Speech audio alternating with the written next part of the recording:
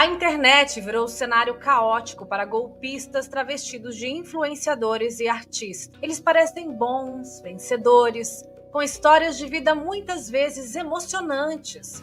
Nem todos são carismáticos, mas mesmo assim possuem milhões de seguidores. Parte deles exibem uma vida de luxo e muita ostentação. Vendem cursos, programas motivacionais, de performance para que você alcance o mesmo patamar dele. Outra parte deles vive também uma vida de luxo, mas escondem, porque é sobre uma história triste e de necessidades que eles conseguem manter suas vidas confortáveis, suas viagens, pagam seus planos de saúde, têm empregados, enquanto são sustentados pelo público, que ao contrário deles, muitos são atendidos pelo SUS, usam transporte público, limpam suas próprias casas e em seus momentos de folga, e ainda dedicam uma parte do pouco que ganham a eles, os pidões com caras tristes e sedutoras da internet. Eles ultrapassaram a barreira do físico, não estão mais somente no Congresso, nas igrejas, em ONGs, eles agora estão por toda parte, com os mais variados números de golpes na internet, e dão a eles o nome de influenciadores digitais, pois têm milhões de seguidores. Parte desses seguidores fanáticos, dispostos a morrer defendendo seus algozes, a tal síndrome de Estocolmo, sabe? Quando você sente afeto pelo seu vilão. Complexo demais. Muitos desses influenciadores atuam como paladinos da justiça nas redes e, de repente, um escândalo. Era tudo teatro. Outros demonstram estarem enriquecendo com estilo de vida saudável, vendem programas de emagrecimento, fitness, aplicam aplicativos de exercícios quando na verdade usam e às vezes traficam medicamentos para obter-se um melhor resultado. E o que dizer daqueles que já milionários divulgam jogos de azar, de golpes mesmo. Eles sabem que são golpes. Sabe que estão lá te influenciando, coniventes com a sua ruína, mas mesmo assim, sempre saem ilesos do julgo social. E agradecer a cada um de vocês pelas mensagens de aniversário que eu recebi, estou completamente emocionado por tanta coisa boa vocês mandando para mim, estou recebendo tudo aqui, inclusive também estou recebendo problema, porque o bebê não pode pegar uma semana de descanso, bebê. Dizendo aí que o meu avião foi preso, que não sei o que, gente, eu não tenho nada a ver com isso, tá bom? Me tira fora disso. Esse avião foi vendido ano passado e eu não tenho nada a ver com isso, tá bom? Honra e honestidade foi a única coisa que eu tive na minha vida. E isso não se negocia, ok? Um beijo pra todo mundo e vamos embora com tudo. Amo vocês. Virgínia, Gustavo Lima, Neymar são fofos, não queridos, pessoas de bem e multimilionárias, mas continuam levando pessoas a estatísticas das mais deprimentes dos últimos tempos no que se refere ao âmbito virtual. Só na Bets, por exemplo, empresa divulgada pelo cantor, 25 milhões de brasileiros apostaram em 2024. Mais da metade buscam com isso alívio financeiro. 86% estão endividadas e boa parte admite desviar suas reservas emergenciais para apostas e causar prejuízos nas relações pessoais. Em 5 anos, o número de brasileiros que apostaram nas chamadas bets chegou a 52 milhões. O levantamento traçou um perfil dos apostadores de bets. 53% são homens e 47% são mulheres. 4 de cada 10 jogadores têm entre 18 e 29 anos. 41% estão na faixa etária de 30 a 49 anos e 19% têm 50 anos ou mais. 8 de cada 10 são pessoas de classe C e D e E, e 2 de cada 10 são classe A ou B. Os dados fazem parte da pesquisa de opinião do Instituto Locomotiva, aplicada em 2023 e 2024. O Instituto Locomotiva também verificou que 86% das pessoas que apostam têm dívida e que 64% estão negativadas na Serasa. Do universo de pessoas endividadas e inadimplentes no Brasil, 31% jogam na Bets. Quando uma pessoa endividada opta por apostar, muitas vezes na perspectiva de sair do endividamento, nós temos alguma coisa errada nisso, pondera Renato Meireles, presidente do Instituto. A pessoa aposta com quem vai fazer o gol, se o gol será feito no primeiro ou no segundo tempo, como ficará a tabela do Campeonato Brasileiro, se alguém vai tomar cartão vermelho ou não, Essa lógica faz com que alguma coisa o sujeito ganhe. Afinal, ele perde mais do que ganha,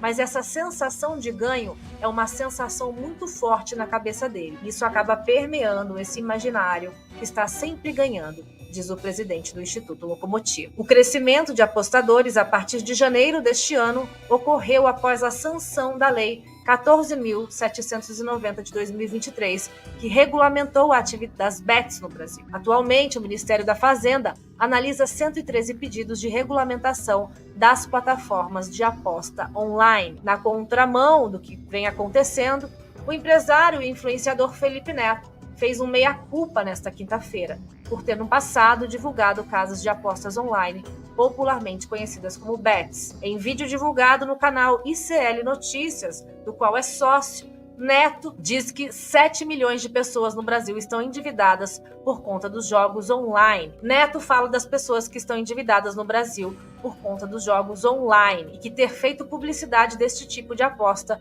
foi o pior erro de sua vida. Esse assunto é muito sério e a gente precisa falar a respeito. O maior erro que eu já cometi na minha vida foi ter aceitado divulgar casas de aposta. Um erro que eu não cometerei mais e que eu vou lutar para corrigir.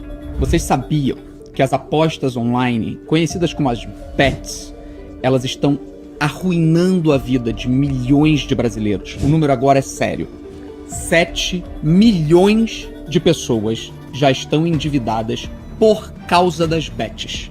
7 milhões. Para a gente ter uma comparação, no Reino Unido, 10% das pessoas que sofrem de vício em jogo acabam tirando a própria vida. A gente não pode deixar o Brasil chegar nesse ponto. Vamos juntos enfrentar esse problema que está afetando tantas famílias brasileiras. A gente precisa fazer essa denúncia.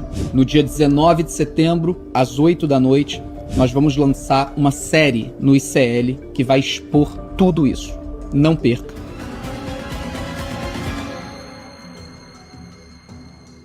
Em seguida, a influenciadora Isabel Veloso, que divulgou golpes online dos mais variados tipos e produtos de forma ilícita, pediu para que entrassem em contato com ela todas as pessoas que de alguma forma foram lesadas por produtos que ela divulgou para que sejam ressarcidas. É um movimento rumo a limpar sua imagem e continuar influenciando pessoas. Se de fato ressarcirá tantas pessoas como fará, é importante acompanhar. O deputado Francisco Tenório pede aos delegados de polícia que fizeram parte da Operação Game Over, que resultou na prisão de influenciadores que promoviam o jogo do Tigrinho, considerado ilegal no Brasil. Ele pede para se elaborar um relatório mostrando o verdadeiro mal que esse jogo causa à população. Tenório solicita ainda que a publicidade do documento para que se estimule a criação de políticas no sentido de proibi-las no país, se não por ações judiciais, que possam conter esse avanço que o Congresso Nacional legisle proibindo a sequência desse jogo que vem destruindo famílias em todo o Brasil, disse. O senador Omar Aziz, do PSD, quer suspender o funcionamento em todo o país das casas de apostas online,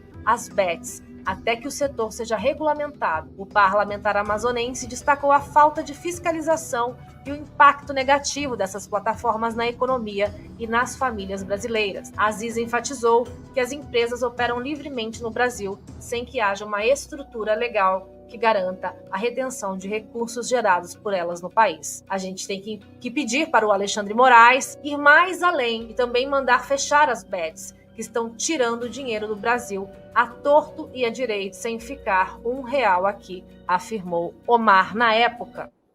Boa noite! Eu sou Fernanda Piacentini e esse é o The Exposed Brasil. Qualquer semelhança com a realidade é mera coincidência, não é mesmo, minha gente? É isso. De onde vem tanta fortuna. Agora, felizmente, a polícia e a justiça fecham o cerco nessas investigações. Por quê? Chove Lamborghini na sua garagem? Você acorda de manhã e apareceu um Lamborghini aqui. Chove um jatinho? Você no dia seguinte acorda e fala, tem um jatinho me esperando para me levar ali para Paris, para me levar para Grécia. Não, né? Você trabalha, suado, paga boleto para conseguir alguma coisa na sua vida. O que acontece é que o algoritmo e essas pessoas vão entrando na sua vida, conquistando a sua confiança e fazendo você de trouxa. Tem muita gente ficando milionário te fazendo de otário. Essa é a verdade. Mandando aqui uma direta. Agora, se você tem 30, 40, 50 anos e está escolhendo seguir essas pessoas e está acreditando no que elas te dizem, aplica aqui no Tigrinho, compra essa rifinha aqui, ó, que você vai ficar milionário. Essa ostentação também pode ser realidade na sua vida. Se você tem 30, 40, 50 anos e está acreditando nesse papo furado, você está escolhendo ser trouxa. Está escolhendo fazer papel de otário. Agora, o que me preocupa mesmo é meninos e meninas de 10, 12, 14 anos, adolescentes que vivem numa espécie de fascínio, de encantamento por esses influenciadores da ostentação e do luxo, que a gente está descobrindo agora que são influenciadores muito possivelmente do crime. Essa juventude que vive fascinada por essa ostentação, qual será o futuro dela? Eu tenho certeza que nesse momento tem pais e mães me ouvindo, muito preocupados em tentar mostrar para os filhos que sucesso, riqueza, fama podem ser conquistados. E pode ser positivo, muito positivo. Mas precisa de trabalho, de estudo, de dedicação, de talento. Porque o que esses influenciadores da ostentação fizeram foi parecer que de repente vai cair um trevo de 4 folhas no seu colo, vai chover uma Lamborghini na sua garagem, um jatinho te esperando para te levar para aquela vida. Só que aquela vida por trás daquela foto ali bem trabalhada no filtro, pode ter muita gente do crime organizado. E é isso que a polícia e a justiça desse país têm que ir atrás, como começam aí agora. Minha gente, todo mundo dando a real aqui, tapa na nossa cara, não é mesmo? Quem não se rende, às vezes, ao carisma de uma mulher fofinha, de uma loirinha tão querida, família, boa gente, enfim, aquele discurso pronto que a gente compra muitas vezes na internet, não é mesmo? Mas será que eles, quando decidem fazer uma campanha para uma empresa de aposta, não sabem o que estão fazendo? Será que o Felipe Neto não sabia o que estava fazendo? Minha gente. Será que Neymar precisa de uma Blaze na sua vida? Então, será que vale a pena seguir um Neymar da vida? O que um cara desse pode acrescentar na sua vida, no seu intelecto e na vida da sua família? Assiste os jogos dele. Na verdade, ele nem joga quase. Faz 3 anos que ele vive mais machucado que jogando. Mas, enfim, esse é um outro discurso. Na consultoria de imagem, da onde eu vim, a gente aprende que o mais importante não é o que você diz, mas como você diz. A aparência também, dizendo, é muito importante. Por isso, pessoal, se vocês querem desenvolver um senso crítico, façam o caminho inverso. E aqui eu destruo a estratégia de imagem de quase todo mundo. O que importa na consultoria de imagem que todas essas pessoas passam é como você diz, a confiança, a sedução que você passa, e não o que você diz. E vocês vão ver neste vídeo hoje, nessa live, muita coisa vai vir mesmo. E isso vai ficar cada vez mais evidente. O que importa é a sua eloquência, como você diz. Você pode dizer a besteira que você quiser, mas como você diz faz toda a diferença, e a imagem também. Então, façam o caminho contrário. Esqueçam o tom, esqueçam as palavras certas, a oratória, a imagem, e prestem atenção no que aquelas pessoas estão dizendo. Tá? Esse é o meu conselho para vocês e para mim mesma hoje.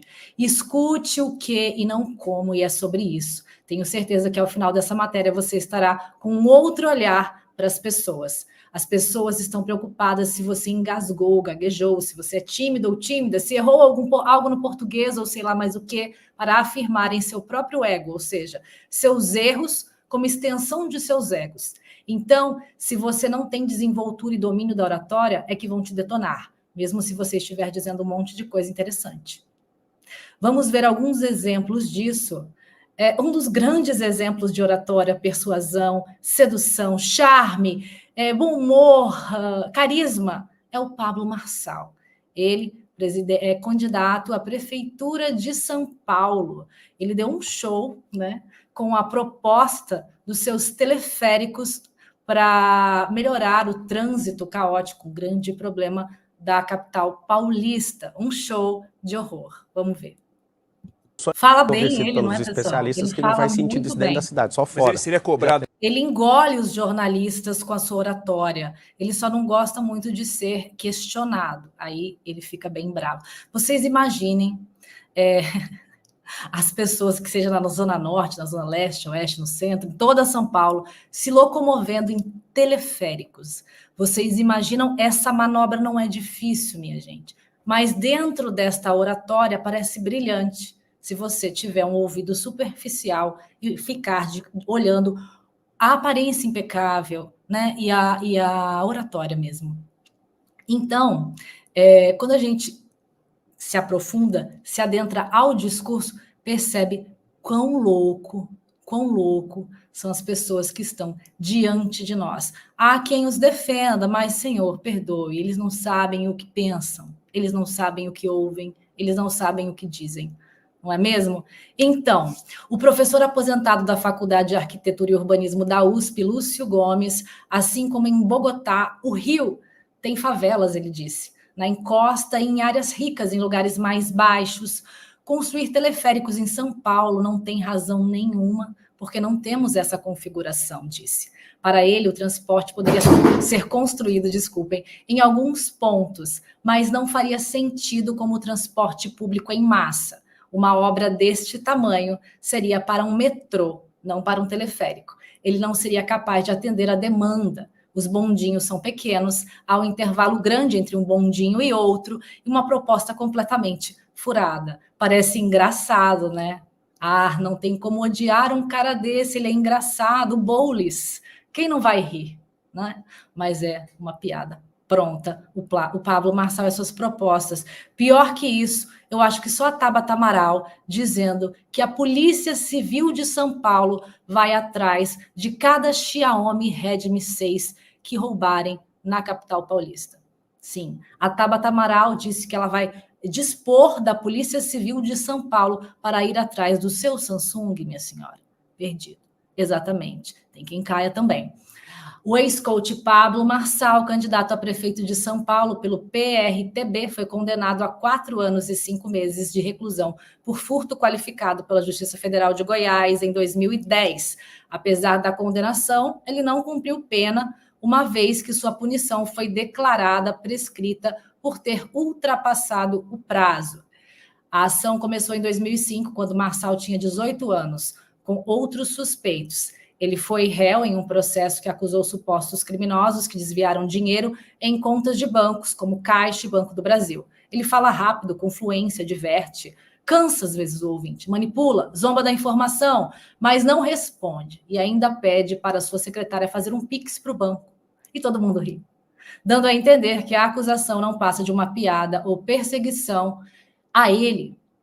E não é, ela é real, mas as pessoas acabam caindo na lábia do Marçal. Em julho do ano passado, ele também foi alvo de uma operação da Polícia Federal. Federal é outra coisa. Ele é investigado por crimes de falsidade ideológica eleitoral, apropriação indébita eleitoral e lavagem de dinheiro durante as eleições do ano anterior. A operação mirou doações milionárias para a campanha passada, a maior parte feita pelo próprio candidato. A Polícia Federal apontou suspeitas sobre como o dinheiro foi gasto. Na declaração de despesas da campanha presidencial, por exemplo, foram feitos pagamentos para empresas em que Marçal era sócio. O ex-coach declarou à Justiça Eleitoral um patrimônio de 193 milhões em bens e aplicações, ao registrar sua candidatura à Prefeitura de São Paulo, o dobro do total informado no último pleito. No último dia 5, um homem que participava de um dos desafios organizados por ele, no último dia 5 não, isso já faz uns meses, né? Organizados por ele, morreu após sofrer uma parada cardíaca durante uma maratona. Olha que loucura. Vale tudo para engajar, porque eu vou explicar agora. Não há registros do evento ou qualquer situação sobre o assunto nas redes sociais de Marçal.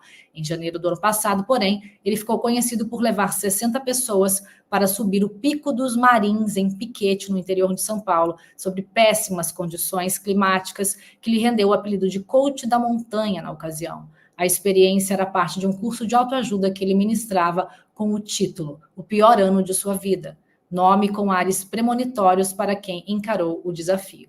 O grupo, no entanto, se perdeu no local, a 2.400 metros de altitude, conhecido por seu histórico de acidentes fatais, e precisou ser resgatado pela Polícia Civil. Com a repercussão do caso da montanha, Marçal virou um meme e foi chamado de coach messiânico, rótulo que ele rejeita. A Polícia Civil investigou o episódio, mas o inquérito acabou sem indiciamento.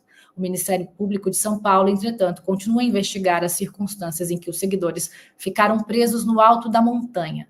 Mas piora.